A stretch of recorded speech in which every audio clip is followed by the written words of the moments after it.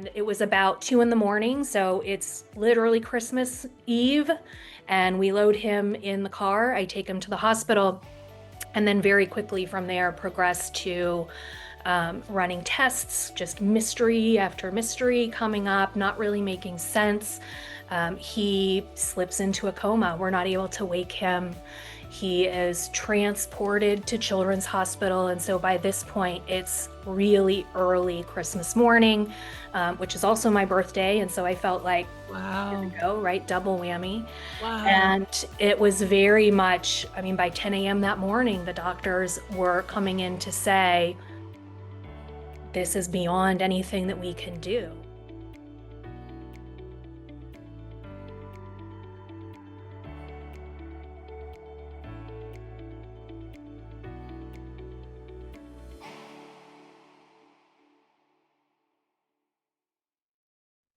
Welcome to the Light the Day podcast, where we explore spiritually transformative experiences. I'm your host, Julie Clough, and today I have on the show Emily Graham. Hi, Emily. Hi, Julie. I am so excited that you're here. Before we hit record, we were just talking about where and how we met, which will likely come up as we Right. talk. But yeah, your story is so important, and I'm so excited for people to hear it. Before we start on that, though, will you give us a snapshot, a little bit about yourself?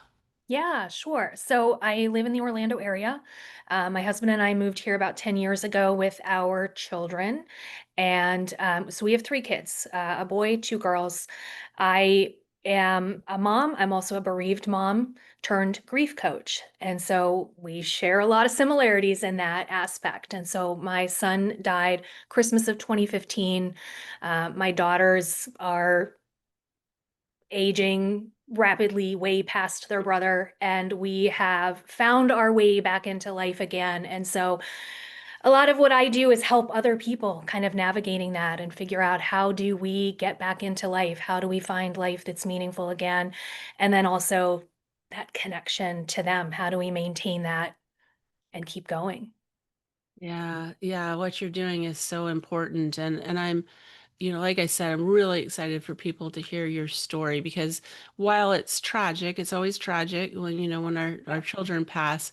There's also a lot of beauty in the healing process, and there's a lot that we learn about the spiritual aspects of life and so forth. So let's go back and share a little bit about what happened and with your son. Yeah, so I'll give the abbreviated version. I mean, he was a normal, healthy 7-year-old boy when he died, and so it was very unexpected. It was one of those, I thought I was taking him to the hospital for something that we would be there, maybe spend the night, and it ended up he rapidly declined, and we ended up withdrawing life support. And so, as you know, it sort of changes the entire trajectory of your life. It's not something that you expect or you plan to be a part of. And as I was telling you before, those first 3 years, I felt like, didn't wanna be here anymore. How do I do this life? This doesn't make sense. Your kids aren't supposed to die before you, right? All of those things. There's a lot of trauma, as you know, in child loss, and processing that and figuring out, how do you keep going? And we're still raising 2 girls, and so we had a lot of, how do we do this and not screw them up? Which I think Yeah. every parent kind of screws their kids up, but we definitely had a lot of opportunity for that in all of that trauma. And we are, what's going to be 10 years this year. And so a lot has happened in those 10 years. Yeah. And like you said, there's a lot of sort of spirituality that gets weaved in through my story. And I feel like, as crazy as this is to say, in some way we planned this for whatever reason. And looking back, obviously we need to be in the future and kind of and be able to look back over this and make sense of it. But there's so much that happened before he died, right after he died, and that sort of continues to happen, that just leaves me, I guess, reassured that there's something after this. There's a reason we're here. There's a reason we go through the things that we do. So while these are tragic stories, I love that you said that there's beauty because I always feel weird to tell people I think grief is the most gorgeous expression of love. And I would not have been able to say that 10 years ago. Yeah, yeah. Yeah, because in those early days, it's not very beautiful. No. It's panic, it's Yes. anguish, it's grief. It grief is that word that's just not big enough to contain it. It's the guilt, the shame, the it's all everything just all bundled up into this Yes. weird, awful experience. Let's go back just a little bit because this happened at Christmas time.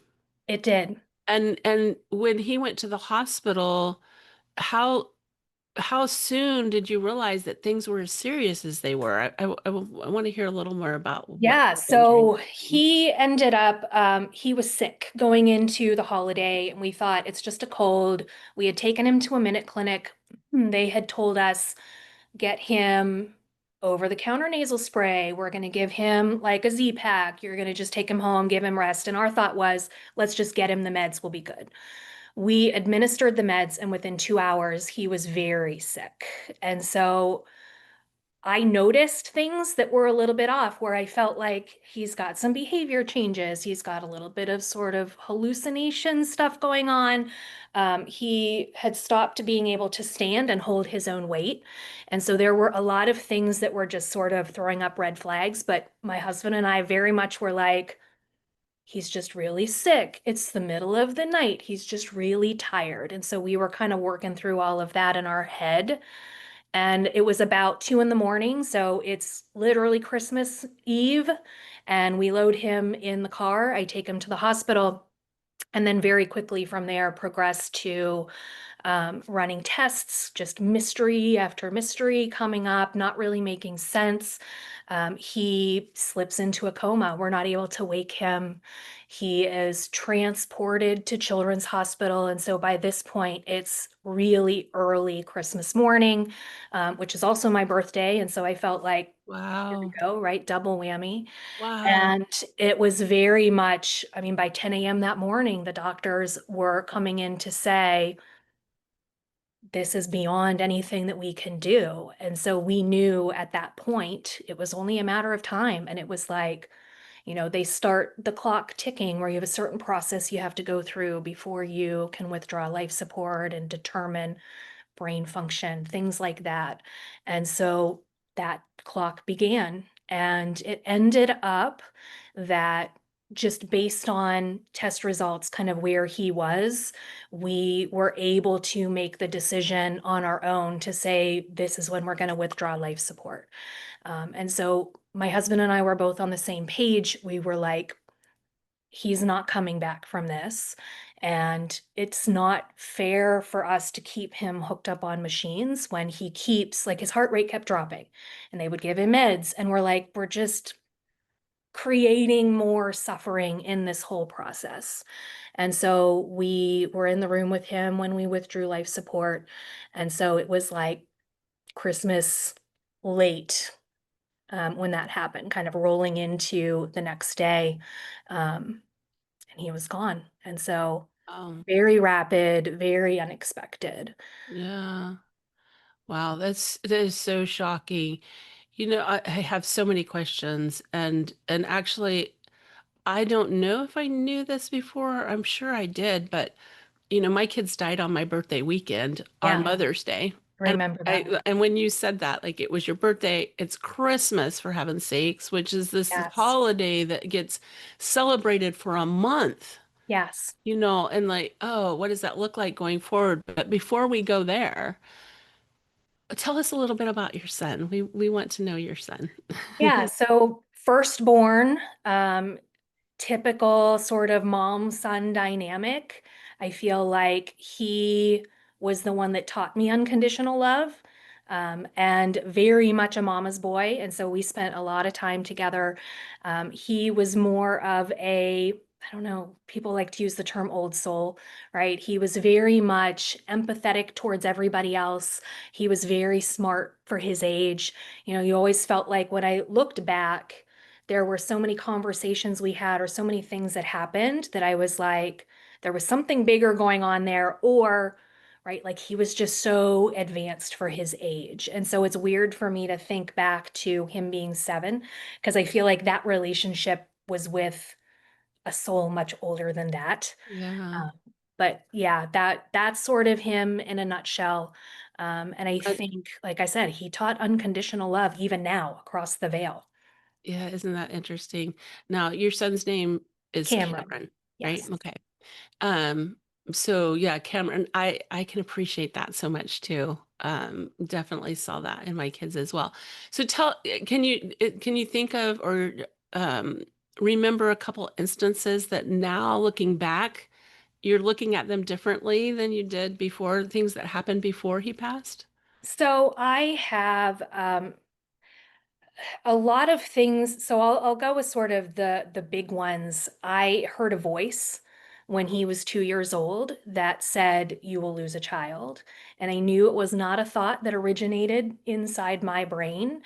And it was not the first time that I had heard that voice. So I had this experience. I had some of these things happening when I was much younger, well before I had kids, even before I met my husband.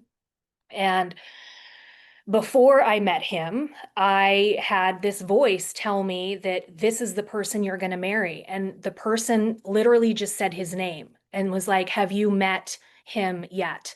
And this voice comes in. And at the time, I was engaged to somebody else. My life was on a Wow. completely different trajectory. I was not even on my radar. And I was like, so caught off guard. Like, what is this thought coming in? This is not my thought. Like, this does not make any sense. And it was very jolting.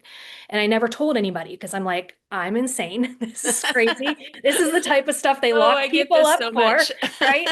So I tucked that away and I was like, okay, as things played out over the months to come, we ended up together. And so right? So I had heard that voice before and I knew how that version played out. And so when I heard this, Cameron at the time was my only child. He was 2 years old. He's playing in the room in front of me. And here I am thinking, what am I supposed to do with this? Like, I've heard this before. Surely this is just every mother's worst nightmare, right? Where we just imagine these worst case scenarios. And so, again, I kind of tucked it aside, didn't tell anybody about it because I'm like, this is insane. It's not going to happen. It's fine. And so it wasn't until 5 years later, right, that this came true. But I heard this voice a couple of other times throughout his life. It sort of went dormant until the last year, I would say sort of 6 months, maybe even leading up to his death. We had a moment in his room one night when I was tucking him in. And you know how you sort of take these mental snapshots and there are these moments that you remember all the details and you don't really know why. And this was one of them. And he was reading on his bed and it was bedtime. And I was trying to rush him to bed and I was ready to turn his lamp off. And he was like, "Can you just lay down beside me and can we just read the rest of this chapter?" And my head was like, "You don't have much time left." And I Mm. was like, again, everybody says that, right? Time is fleeting. You've got to make the most of it. But I did pause and I went and we finished reading and we had that whole moment. And then, again, the night he was sick, when I got him to the hospital and they had him in the bed, I heard the voice that said, "This is it." And so it's like I had these weird things that came in and I remember being really angry in the hospital when that voice came in because it was sort of like, how dare you? Like, I can't even believe Yeah. here we are, and Mm. this is what you're saying in this moment. And so those were things that I think having that initial, your child is going to die, definitely influenced our relationship throughout his life. I was very intentional with him in a way that I was not with my daughters, looking at memories and photos, and our relationship was very different. And so when I look at a lot of that stuff, it's almost like that was my soul kind of saying, prepare yourself. You are going to need these things or these memories or these moments going forward. Yeah. Yeah, I remember when we met, you were a blogger and you had started a blog, Hmm. and this was before Yeah. Cameron's passing, and you were,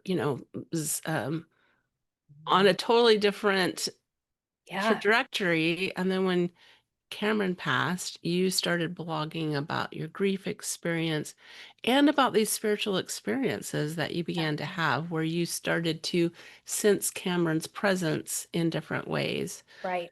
Um, I, I, there's so many things that are so striking about your story to me, and I look at also the other thing that I have so many thoughts. I'm having trouble getting them That's all organized, but right. this idea that you were doing this before he passed, and it gave you an outlet and an audience. It gave you an Yes. outlet and it gave you people to share these experiences with, Yeah. which was, I'm sure, just very healing for you and also very healing for your audience.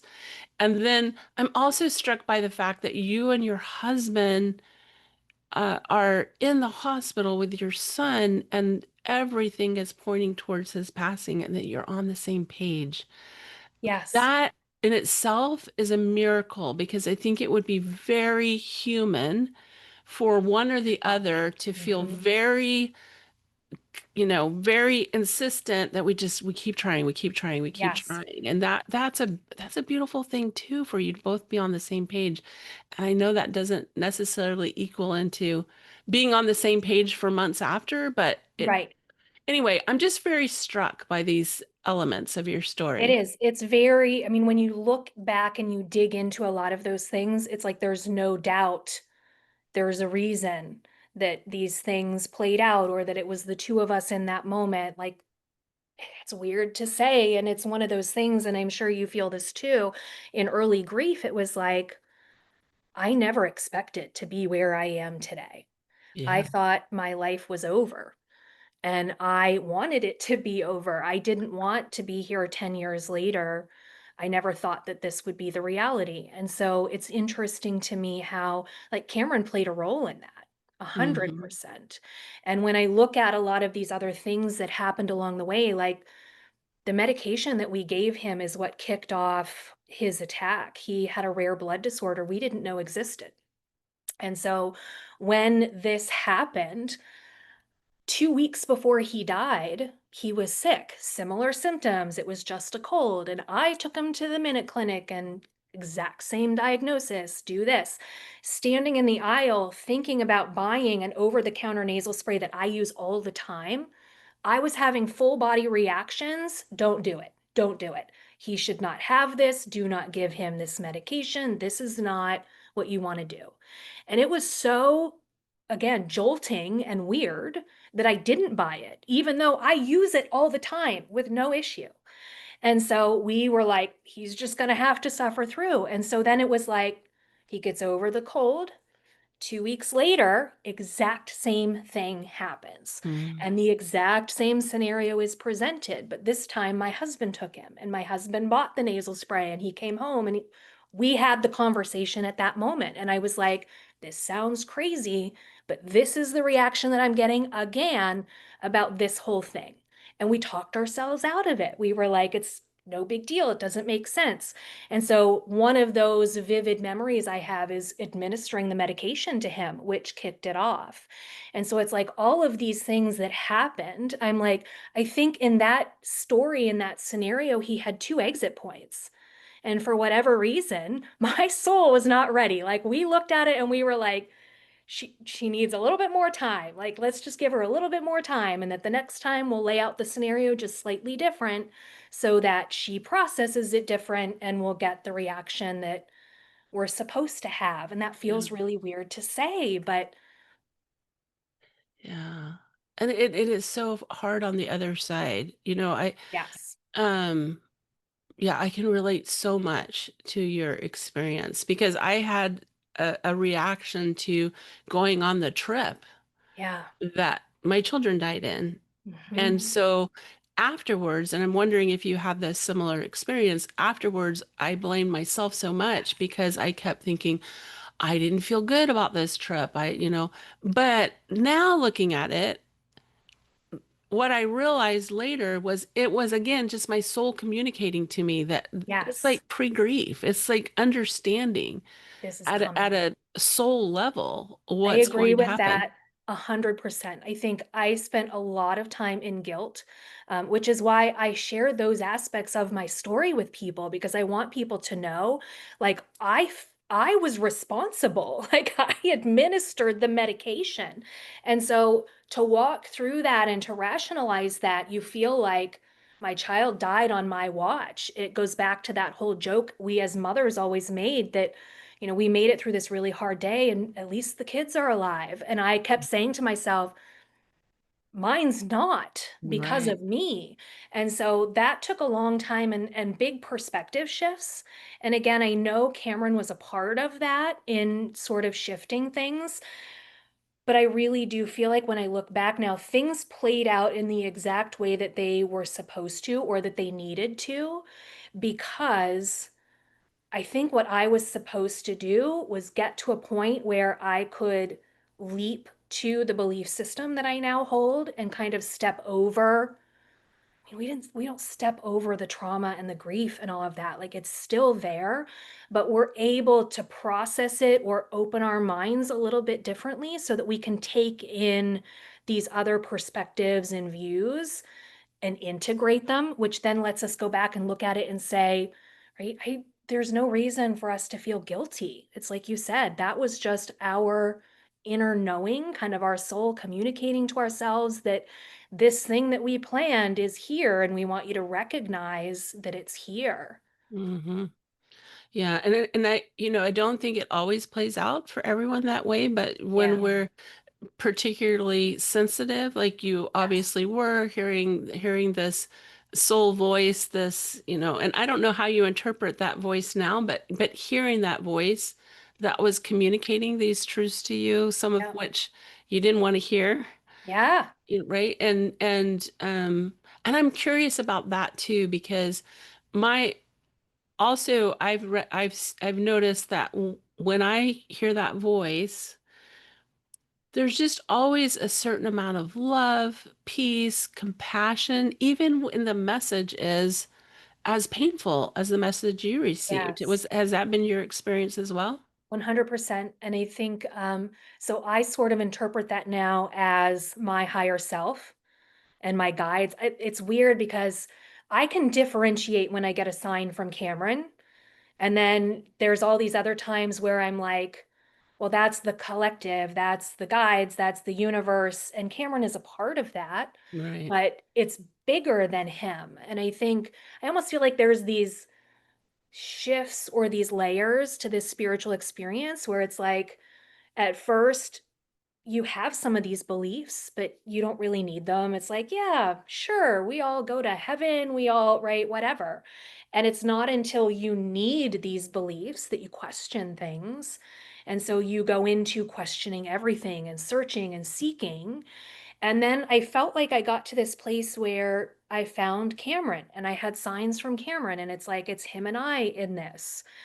And I found it interesting as that has sort of become bigger, where it's like it's not just him and I in this, like it's so much bigger than that. It really is like the collective consciousness, right? It's this whole thing that we are here as souls having this human experience, and we have all of this support there to essentially act out what it was that we wanted to experience here. Oh, beautiful. I could not have said that better myself. I I want to ask you about the signs and the things that you started to notice from camera and Yeah. how that developed. But before we go into that, I'm curious about your spiritual or religious background before all this happened, Yeah, because that plays a part in how we interpret things it and how does. we experience things. So like you said, I've always been like sensitive, I guess is the best word, to be able to sense that there's something there. I've always had sort of this inner knowing.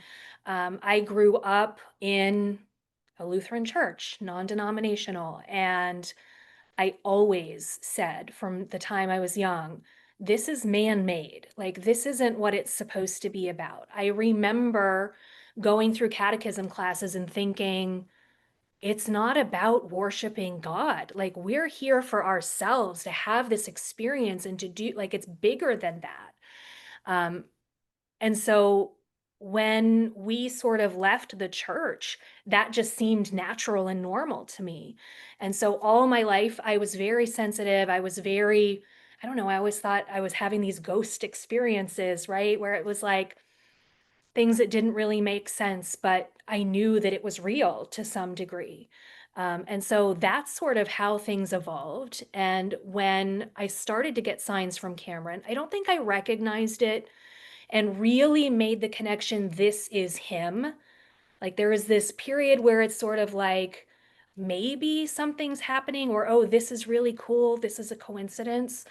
But when I look back, like the very first morning, so we came home from the hospital, it was middle of the night, literally just fell into bed and slept because I had been awake for like 2 days.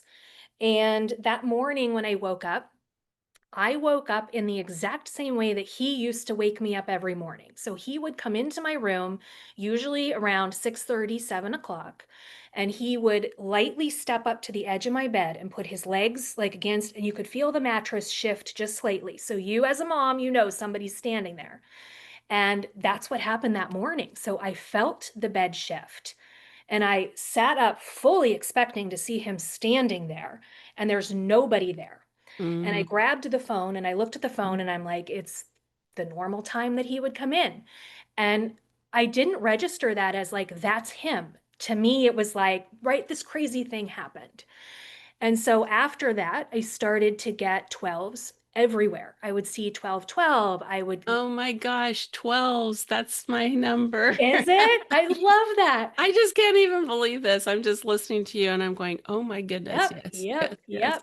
yep. So I started getting 12s everywhere. And I'm like, this is weird. Is he going to use 12s to communicate? And that felt like a crazy question.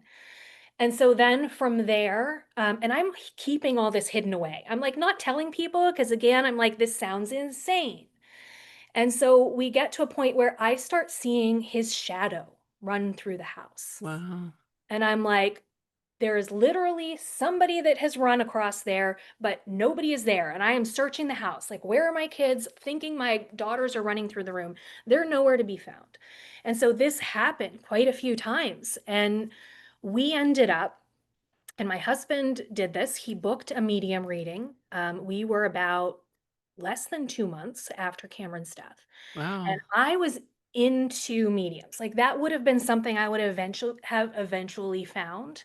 um, so I was shocked that he did this and he went out and did all the research. He jumped through hoops to make sure that they would not be able to figure out who we were to find our story. And in that reading, she looked at me and said, you've seen him and he's showing you a number over and over and over again. And I hadn't even told my husband. So we were both sitting there side by side. And I'm going, yeah. And my husband's like, no, that's crazy. And I'm like, no, it's real. And so that was my validation, right? That these things I'm thinking are really happening. And he's there. Like, I just have to figure this out. So I was like, I need to get my hands on books. I need to know what it's like where he is. How do I communicate with him? And it began to be, right, a quest to kind of find him and tap into that. Wow. That's amazing. Do you remember you had that validation, but do you remember what shifted or maybe an incident that happened that like was the first time where you connected with it and said, no, that's definitely him? Like where you started to really accept that these were messages from him? I don't know if I have a specific one. I think it was just so frequent that it was undeniable. Like there's coincidence in the world, but I don't believe in it anymore. But at the time, I was like, there's coincidence in the world. This is just coincidence, right? These things are going to happen. And now that I'm looking for them, my brain's going to find them, of course. And so Hmm. I was still sort of questioning, maybe what really did it for me, I was on the spiritual quest of what does this mean? What's it like in the afterlife? And again, my husband did a medium reading on his own, and he came out of it and he was so mad. He was like, "Well, that was a waste of money. There wasn't anything in there that was good." And I'm like, "Well, I want to listen to it." And when I popped it in and I listened to it, it was so spiritual. Hmm. And I knew it was Cameron talking to me, answering questions I had had, things that I was reading, because I kept saying to him in my head, "Am I on the right path? Is it Hmm. really like this? Right? Is this concept accurate?"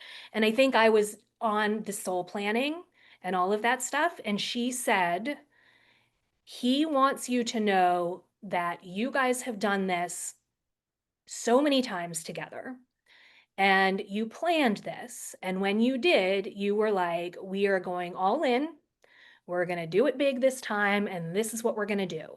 And I walked out of that again, listening to my husband's reading that he thought was total crap. And I'm like, he was speaking to me and validating all of the things that I needed. And I think one of the things that he was kind of meant to do was wake me up on this journey so that I could, again, get over the traumatic grief piece. It's like process that, do the healing work, get through that. And I think that really helped push me in that direction because in my mind, I went into that mom place of, well, if he is here, standing right beside me, he can see everything I'm doing. He knows if I'm laying in bed all day and, not doing all of the things that I should be doing. And we don't want our kids to see us like that. So we pull up our bootstraps and we figure it out. And that was sort of my impression at that point. And I think that maybe was a little bit of that turning point to say, how do I tap into this more? Right. But also, he started putting things in my path that was the healing things, right? Do this, connect here, read this. And those were the little breadcrumbs that you just sort of I got to a point where I began to trust that the universe was going to put the things in my path that I needed at the time that I needed them, and I just needed to trust it and follow it. Wow. Wow. So even there's a term, spiritual bypassing, and even though we Yes. have these spiritual experiences, we can't, like you said, we can't just leap over the grief. Yes. What did that grief journey look like for you? And what were some of the things that helped and even some of the things that maybe didn't help in that journey? Yeah, so I think I said this to you was the first 3 years for me was just complete trauma, grief. I was avoiding places in our house. He was in our kitchen area. And so at night, when the sun would go down, I would have full blown panic attacks if I had to go into that room or into that part of the house. There were just constant struggles all the time around how do I get through this day, right? We're exhausted. We are emotionally overwhelmed. We are struggling day to day. And I knew just intuitively, I had these couple of things that sort of came to me where I was like, I feel like I need to just almost like spend the night in his bedroom and force myself through the torture. Like I joke that I was essentially torturing myself. But what I was really doing was I was putting myself at the center of my biggest triggers. And I was sitting in it to say, I've got to figure out how to regulate myself in this so that it doesn't trigger me anymore. Yeah. And I always tell people I didn't do it the healthy way because I didn't do any sort of traditional therapy. I looked at that and I was terrified because I was like, somebody is going to hear the things that I'm saying and they're going to think I'm an unfit mother. They're going to take my Mhm. girls away. People are going to lock me up. People are going to write all of these things. And so Wow, I was like, what a heavy, and so it was heavy very thought. much I'm going to figure out how to do this myself. And thank God, like the right things came along and I had these sort of intuitive ways of doing it. But I spent a lot of time, I didn't realize it at the time, but a lot of somatic nervous system regulation stuff in those traumatic things. And so I got to a point where I realized if I walk towards the things that are triggering me, I can work through it and create safety for myself in those moments. And Mm, it was like I was reading the books and I was doing a lot of the therapy stuff, but more of like from a self-healer standpoint. It was like at some point, let me understand how this stuff works and personalize it and try to apply it. And I feel like that was probably the hard way to do it, but that was just sort of my road. And there was a lot of learning about trauma and figuring out how to process it and movement and nervous system regulation. And so it's a lot of what I always call both. I feel like both is what our life becomes after this. So that grief and that trauma is big for a long time and it follows you, but you also at the same time have to figure out how to be in life and do both things at the same time. And the better I got at doing that, the smaller the trauma piece became. And I felt like when I processed that trauma, the grief became manageable. And it mm, was like it sort of quieted down and it was more missing him than it was the traumatic disruption. And then at that point, I was able to start integrating a lot of the spiritual concepts and things like that, and recognizing this is a human experience that we are having. All of these emotions and feelings are normal. And so I became very emotionally intelligent, which I was not before, and really learned how to sit with that and be with that and hold space for both at the same time.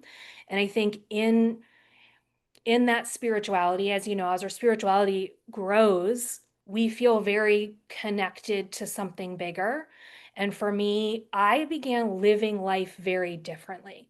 And so it became me becoming the best version of myself. And it's like I started working on traumas and things that I needed to heal all my life that I was always very good at suppressing. And so it became bigger than just the loss of Cameron, right? I was really looking at everything in my life that triggered me or I was avoiding or I was suppressing, and how do I fix this, right? How do I deal with this? And so I think it's possible to do it on your own. It's still a lot of work. But I am a big proponent now of telling people there are so many resources out there. Take advantage of those because it will make it so much easier. well, and I do feel like that, when our calling, when our expression, when our, soul brings us forward to do the work of coaching other people, of holding space for other people in grief, sometimes we do have a little bit of an unconventional path Yeah. because we are gathering. It's not just for us. Yes. We're gathering, we're like the experimenter gathering. We don't know that at Yes. the time. Right. We But don't I know that always at the felt like I time, but needed then a we fall process. back on that. Yeah. Like, I wished that somebody could have just handed us the checklist and said, "Here's all the things that you need to do, and that you're gonna be good, like, you're gonna make it." And it just doesn't work that nice and clean, so Mhm. we hunt and gather and find things, and I felt like the right thing it was sort of like picking from all these places and then converting it through the lens of child loss, because I feel like so many things applied before or I could see them working before, but then through this lens of child loss, I was like, yeah, it doesn't work for that. And so I had to tweak and really look at things and be very open. And I think that again was that was not me. That was some sort of divine intervention at that point helping me make those leaps. Yeah, amazing. So, what does that look like for you today as you work with clients? How do you work with clients, and what does that look like? So I specifically support bereaved parents who are on this journey. A lot of the work that I feel like I'm doing is teaching people the things that I needed to learn, right? Teaching people about grief, teaching people about trauma, helping them learn those nervous system regulation techniques, things that they can do in the moment. Um, Probably the biggest and my favorite part of it is validating these spiritual experiences for people. It's really sort of helping them lean into that belief that their kids are not gone, right? Our kids are still here. We can tap into them. They're probably here way more than they ever could have been in a human body. We are that much more connected now. And I think it's helping people slowly open up to some of those things and really awaken in their own ways. Because I have a hard time looking at child loss as not being meant to wake us up. Mm, I And agree. so helping people sort of just lean into that and open up to that idea. Yeah, I agree. Yeah, if you look at it, if it's those moments where we kind of touch the other side, whether it's birth or death, Yeah. that that are opportunities, are openings for us to, like you said, awaken, realize, Mhm. like have this new understanding. And sometimes we grab a hold of that and sometimes we don't. Right. But it really is an opportunity, and I feel like otherwise things here would be planned very differently. We would just all come down as a family and all leave as a family, you know? Yes. Life would be so easy. We would have no hardship. We'd have all the money in the world. It's like all of these things would be perfect. Yeah, exactly. Exactly. How do you find yourself communicating with Cameron today? I have endless conversations all day long, typically in my head. I will just constantly, if I recognize something, I'll be like, oh, do you remember when? Right. And I'll tell the story. I will see signs from him and I can sort of immediately interpret, like I know what he's saying or what he's sending. It's just sort of, it's very much a two-way conversation. It's very just all the time. I will be pulled in certain directions. I laugh because it's as random as buying shoes for my youngest daughter for school. Like she's very specific and very picky. She's got a lot of sensory issues, and we had a pair of shoes that I was like, if I can, like, I'm gonna buy these online. Here, they're $50. I got pulled into a Goodwill store where I was like, I feel like I'm supposed to go in here. I walk in and I will always pretty quickly find the thing that I'm supposed to be in there for. And I found the exact pair of shoes that I was going to buy online for $15 in the exact size. And I was like, oh, thanks, bud. Hey, saved me, right? However much. And so there's all these weird little things that happen like that all the time. And I feel like he's just very present and just makes himself known. And it's so integrated into my life that I don't even think about it anymore. I don't, I mean, I have moments where I pause and I'll go, oh, I really wish you were here in human form for this. Um, but then I'm sort of like right back in the moment of he is here, like he's always here. How do you manage that? I often tell people I feel like I exist in two worlds, and it's not always easy to integrate that Right. peace. Sometimes I'm just like, oh, I'm just really happy over here in the ethereal world, Right. and I don't really want to Really want to do the be in the stuff human that I'm supposed to experience. be doing here. And then sometimes I get really sucked into what's happening here, and Yes. I'm like forgetting what's there. But the integration of that can be really, really beautiful. And I'm just curious what you have I found in that. think it's something that you cultivate and nurture. I have found when I get really sucked into life and I'm in the human experience of it, I feel like, Cameron might be a little bit more distant, or I might have to pause. I do have certain things now in my life that are kind of non negotiables. And for me, it's a slower pace, it's having that quiet time. I like that because I need to be able to feel that connection to something. I think that I've sort of trained myself. I always talk about it as like seeking the beauty. I spend a lot of time trying to be very present in the moment and bring him into the moment with me so that I feel like the more we practice this, the better we get at being in the moment and him also being there. So it's like I can do both better. It's when things get chaotic or things get really busy that I struggle with that and finding balance. And so it's like, okay, I need to calm this down over here so that I can be centered and balanced. And you're Mhm. right, it's all learning, it's all practice. I feel like everything is practice. We're For sure. never just perfect at it and it's a done deal. For sure. I'm curious about when you talk about slower pace.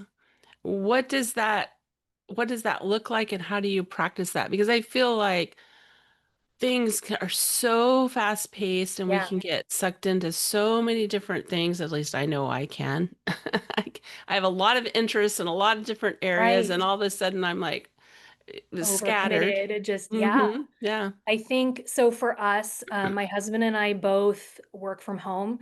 I was like, I'm not going back into a corporate environment. So after Cameron died, that was a big shift in our lives. And for me, I like being able to manage my schedule during the day. I'm very, so I'm really big on like self-compassion and self-love. I feel like that is part of our journey here where we kind of learn how to love ourselves because I never did before. And so for me, I'm very self-compassionate in noticing when I start to get dysregulated, when my thoughts start going a little bit crazy, if things get busy, like my alarm goes off really quickly, and I'm like, no, I'm not doing that. Or I'm perfectly okay with us not going to all of the things and signing up for all of the things. And I will scale things back. And I have even looked at like my business at times and been like, I have to step back from this because this is too much.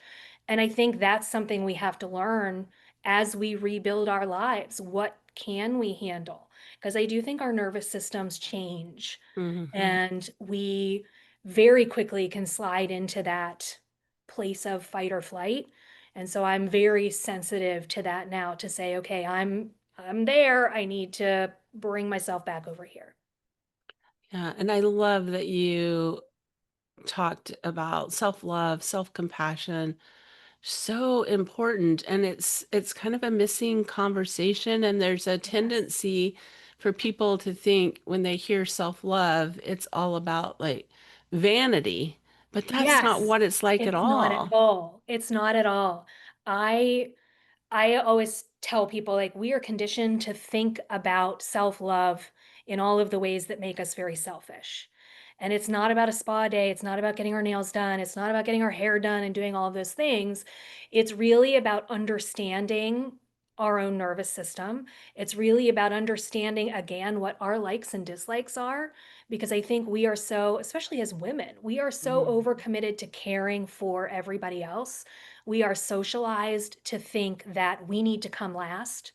And so when I look back at my life, I talked about all of the things that I work on actively healing. I consider myself a recovering people pleaser. I Mhm. very much did not have boundaries. And so it was like anything that I needed to do to keep the peace, to make people happy, to keep things flowing was good. And I did that to my own detriment. And these are things that I don't do anymore, or I'm very active about working through them to make the best decision for me, even though it creates, some uncomfortable conversations or some uncomfortable moments, or we're not meeting other people's expectations. I'm like, I can't live up to your expectations. I have to live up to what I need in order to show up in the world in the way that I can best show up in the world. And it's like, I need these things. And so we all have to figure out what those things are for us. Yeah. Yeah, beautiful. And this whole idea of following our interests, because I think Yeah. in a lot of ways we're conditioned to do what's right, Yes. like meaning, what's right for society. Society. Yes. But the reality is, I feel like if we were really in touch with ourselves, if we really were connected to ourselves, if we had self-compassion, if everyone had self-compassion and self-love, Yes. then we would all be acting from our interests and all of our needs would be met. I agree with that completely. It's so fascinating to think about. If I do all of these things in the ways that I need it, I show up in the world in the best version of me. And every interaction I have with somebody is a intentional, loving, kind interaction. And it's like when I can keep myself in that space, like if we could all be in that space, even for just a tiny portion of our day, it would change the world. Definitely. It would completely change the world because it's very it's very challenging to love other people when Yes. you don't love yourself. Hmm. And when you cultivate that self-love and that self-compassion, it's so much easier to have compassion for other people and vice versa. Like if we can, Yes. it's and this is the way that sometimes I introduce this to people, and I'm sure you've heard this before, but just this idea of like if you showed yourself the same love and the same compassion that you show your best friend, what would Yeah. that look like? And so then we begin to like explore that feeling, that thought that Mhm. like, okay, if I step out of this situation and my best friend is telling me what I'm telling myself right now, what would look different? How would I Yeah. respond differently? And then we get to practice that idea. And as we practice that idea and nurture that within ourselves, we have even more to give, even more Yes. self-compassion and self-love. And, I love boundaries. I love boundaries. And I think that sometimes we think of boundaries as being selfish, but really it's in Just the best protecting the interest for energy. everyone. Yes, it really is. Because if I can maintain my boundaries, right, we're not going to have a whole lot of disagreements. Like we are going to be in harmony because you're going to have your boundaries met. I'm going to have mine met. We're going to sort of have the right expectations for each other and the ways that we can show up. Yeah. I do want to go back for a moment and talk about soul plans because Yeah. I really subscribe to that as well. You spoke about, Cameron and these exit points. 5 years before my children died in the car accident, they fell out the second story window onto our pool deck in a freak accident. We had just moved into the house. They were leaning on the screen and talking to the dog in the backyard, and it was a very low So window, and it was the two of them. the two of them the two of them fell out the second story window together. The Yeah. screen let go and they just went out the window. um so yeah, was that an exit point for them? For sure. Yeah. But they were minor injuries. Yeah. So I really do see that in our lives that we have these different exit points, but I also feel like nobody goes before their time. Right. What are your thoughts about that? I completely agree with that. The way that I think about soul plans, I like to think of it as Cameron and I, and probably a whole bunch of other people, got together in a room and we all knew the things that we as souls wanted to experience here. And we figure out the roles that we can play for each other. And for whatever reason, Cameron chose to take this role. And he said in the medium reading, right, if it wasn't that night in that way, it would have been shortly after. And so I do believe that, especially given that we had two of the exact same instances 2 weeks apart. I think what happens, or the way that I think about it now, I certainly didn't at the time. I think about it almost as like our soul knows that our time is coming to an end. And in that moment, it's like our soul, our higher self is deciding, is this the best opportunity for the collective? Or is there a reason to sort of hang on and use maybe the next one? And so it's like, I feel like our higher selves are always maybe changing the plan to some degree, which scares me a little bit to think about what else could be coming. But I do think that there's this sort of loose plan of I'm going to be there for this amount of time. This is the personality I'm going to have. This is the role I'm going to play.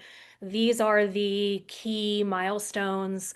And our soul is sort of always monitoring things in the background and saying, "Oh, this is right. She didn't get that there. Let's give it to her in this way, a little bit louder," or right, we weren't going to send this person in, but now we need to because she's a little bit off track. And so it's like there's all these things that are happening all the time for our greater good. And it's hard to think about that through a human lens because we're like, the best option is them being here, right? It's hard for us to think about this being our greater good.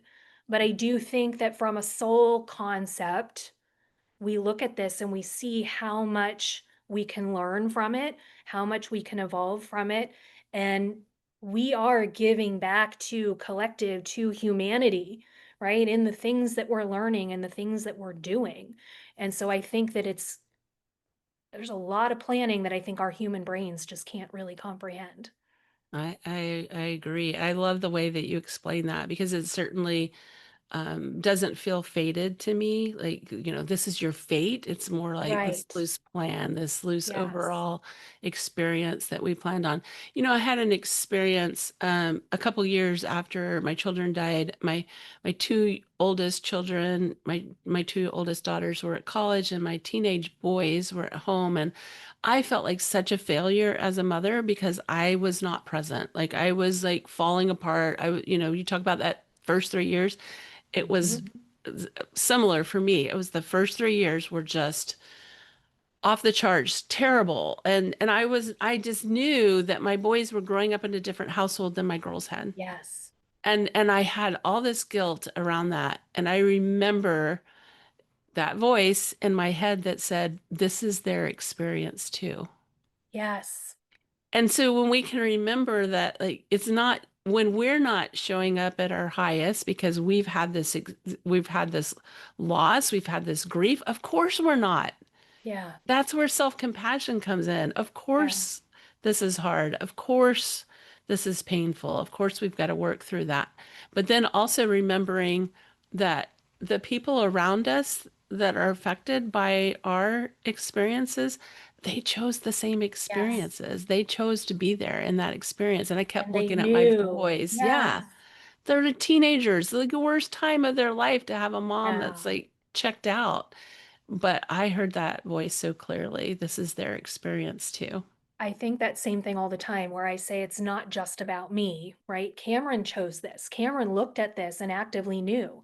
And I have people, I'm sure you do too, people say all the time, he would never choose this. My child would be here if they had an option to be here, right? This is ridiculous. And I'm like, he chose to come and take that role.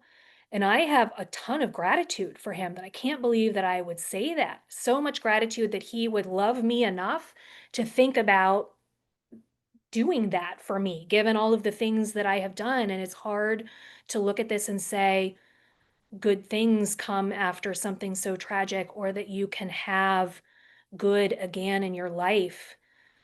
But it does happen, and it's a weird thing to kind of make sense of. It is. But I also look at what you just said. Our kids also chose this, knowing there was a potential that we never would have taken the path to healing, that we would have had that free choice moment where instead of saying, I'm going to do this, we were like, nope, I'm just going to stay on this trajectory and things are just going to get worse. They knew that that was a possibility and still chose to come in those roles for whatever reason. And I use that a lot in my own self compassion. So when I have a day, I don't show up in the way that I really wished that I had. I can look at it and I can say, okay, we all agreed knowing that this could be an outcome. I just have to learn from this. And I think that's maybe one of the biggest things that comes from this is looking at every single day, every single opportunity in front of me and saying, what can I learn from this? And how do I want to show up in this? And what do I need to be able to show up in the ways that I want?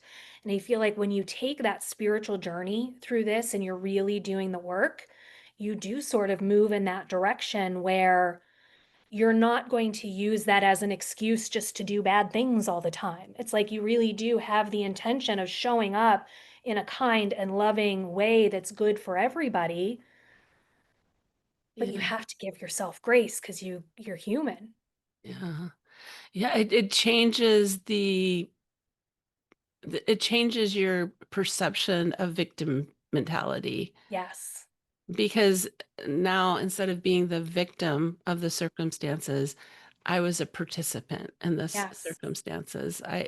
And we feel like from a human perspective, we feel like we didn't have any choice. But when we look at the broader perspective, we realize that we did have agency and that Yes. we did choose. And it's so hard to wrap your head around. It is. So challenging to wrap your head around, especially in those early days. And don't even try. If you're Right. listening to this and you're like, these ladies are crazy, I get it. That's I would have okay. said the same thing in those first three Yes. years. I would have been like, there is no way. I remember hearing people talk about how grateful they were for really painful experiences. And I had had um, I'd had things in my life that had been painful that I was Yeah. grateful for, but I thought I am never going to be grateful for this. But I remember where I was and what I was doing when that gratitude dropped in. And I thought, no, am I grateful my kids died? No, but I'm Right. grateful for the experiences that have come out of it. I am Yes. a different person today than I was before. Yes. And that, a lot of times when you go through child loss, particularly, people change, but I'm like, it doesn't always have to be bad change. Like that Yes. initial is so painful and so hard, you can't imagine anything different. Yep. But there's change that can come it's that post-traumatic growth that they talk about. Mhm. Yeah. It is. And I agree with you. Choice is huge in this, and we do feel like we don't have it. I always tell people that there's points in our journey where I don't know that we have the ability to access choice because we are so in the trauma that it's just running the show. Yeah. And it's like we have to get to a point where in our healing journey, where we can step back and then pause so that we can see that there's choices available to us. Because we do have a choice every day. We could choose to stay in bed and keep staying in that place of my life is over, they are gone, right? Or we can choose to kind of open our eyes in a different direction and find the things that help us keep moving forward. And so there's always choices in that. It's just a matter of are we in a place where we're ready to make that choice? Yeah, lovely. I am so excited that you came today and you shared your story. We met in the fall of 2018 at a grief Yep. training. And I remember you sharing that it had been almost 3 years since Cameron had passed. And when you said that, like my heart just like dropped because I remembered where I was at that point, just 3 years before, since my kids had passed. And I think I even told you I was still in bed. Like, how are you here? Um, Right. but I am so grateful that our paths crossed, and I've just your wisdom that you have gained and the wisdom that you share is so beautiful. I have a couple more questions before we go. And the first one is if there's anything last minute thing that you want to share, and also, do you have spiritual practices that help you stay connected? So, from a spiritual practices standpoint, I think that for me, it's that creating the quiet space again. It's talking to Cameron because I do think that's something that we have to train ourselves to do because it feels weird to talk to them in the present versus talking at them. I felt like I talked at him a lot where I was like, I miss you, I love you. But then it became, no, what would I say to him if he walked in the room right now? And so those are some of the things that I have continued. I think I'm at a point in my journey where this stuff is so integrated for me that it's more about continuing to build my community of people who are experiencing the same things and thinking in the same ways and living in the same ways because sometimes you feel like you're out on this island by yourself. And so having people to have these conversations with, having the people in your lives where you can sort of say the things that everybody else thinks are crazy, like, it's important to have a place you can say it and people are like, "Oh, yeah, that's normal." And so I think that for me has been important too, is how do we find those people and then grow that community? Um, I love that. and I Yeah. think the message for everybody is just this is accessible to all of us. You don't have to lose a child. You don't have to have gone through this super traumatic thing to open yourself up and find this connection. It's like we are connected to something that's so much bigger. And it wasn't until I tapped into that that I really found meaning and purpose in being here. And it really changes everything when you Wow. can look through that lens. Beautiful. Thank you again for being here. How can people find you? Where can they connect with you? Yeah, so my website is afterchildloss.com. So you can find me out there. You can reach out. I'm on Facebook. You can check out my book, Confessions of Child Loss. Beautiful. Yeah, You're a beautiful writer and thank a you. wise woman. So thank you so much for being on today. I appreciate it, Emily. Yeah, thanks so much.